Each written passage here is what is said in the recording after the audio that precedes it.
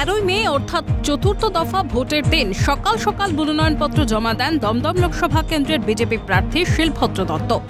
মনোনয়ন জমা দেওয়াকে কেন্দ্র করে উৎসবের আমেজ বিজেপি কর্মী সমর্থকদের মধ্যে। সোদপুর অমরাবতী থেকে বর্ণাঢ্য শোভাযাত্রার মাধ্যমে বারাসতে জেলা শাসকের দপ্তরে মনোনয়ন জমা দেন বিজেপি প্রার্থী। দমদমের বিজেপি প্রার্থী শিলভদ্র দত্তের সমর্থনে বর্ণাঢ্য শোভাযাত্রায় অংশ নেন রাজ্যের বিরোধী দলনেতা শুভেন্দু অধিকারী।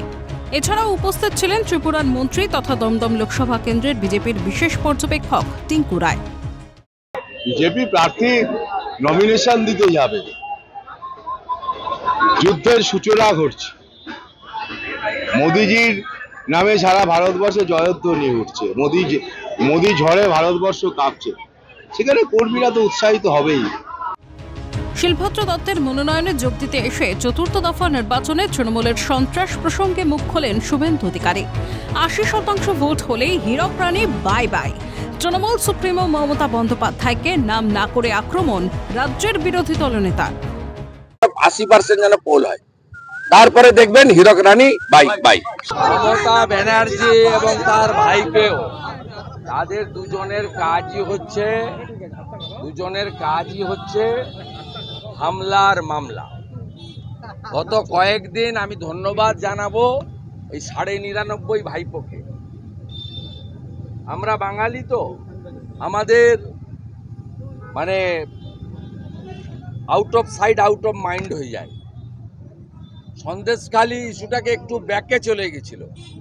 আমি আইপ্যাককে আর পয়লা ভাইপোকে ধন্যবাদ দেব যে সন্দেশখালীর ইস্যুটাকে আবার জাগিয়ে দিয়েছে এবং ফেক ভিডিওর এগেনস্টে তৃণমূলের গুন্ডারা কাল যেভাবে জনতার হাতে ধোলাই খেয়েছে, আগামী দিনে এই একই পরিণতি ভাইপোর হবে।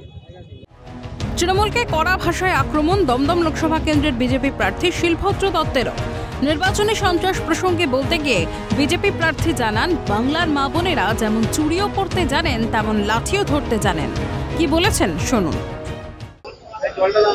গন্ডগোল তো কেউ যদি করতে চায় অন্যেরা বসে থাকবে না, কারণ চুরি পরে কেউ বসে নেই। সন্দেশখালীর মায়েরা দেখিয়ে দিয়েছেন চুরি পরার দৃশ্যটা পাল্টে গেছে।